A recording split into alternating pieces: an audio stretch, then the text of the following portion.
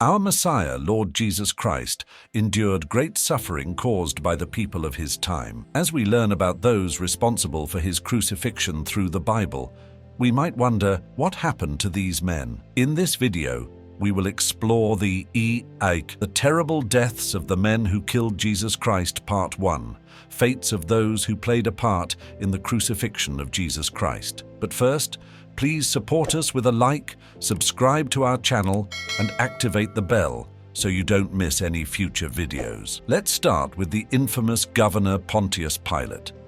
We know very little about him, but historians believe he was born in Italy or Scotland. He served as the Roman prefect of Judea during Jesus' ministry. According to Philo of Alexandria, a Jewish philosopher, Pilate was a harsh judge who stole from people, executed them without trial, and was extremely cruel. In the Bible, John 18:37 shows Pilate questioning Jesus about being a king. Jesus replied, "You say that I am a king.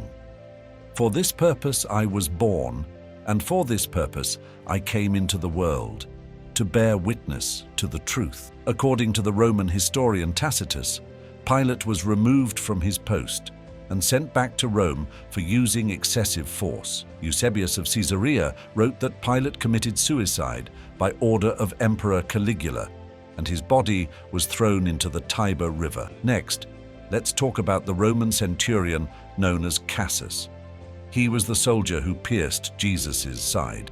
Although the Bible doesn't name him, the Gospel of Nicodemus, an apocryphal book, calls him Cassus. According to this book, his vision was impaired by the blood and water from Jesus, and he became a devout Christian.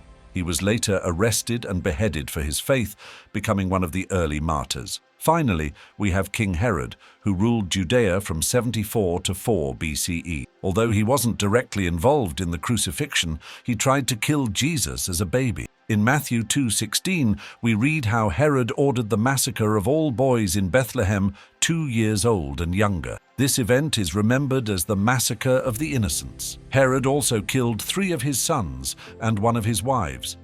He died of a painful illness, which experts believe was related to kidney failure or gonorrhea. Herod suffered from severe stomach pain, had trouble breathing, experienced frequent convulsions, and had an infection in his genitals.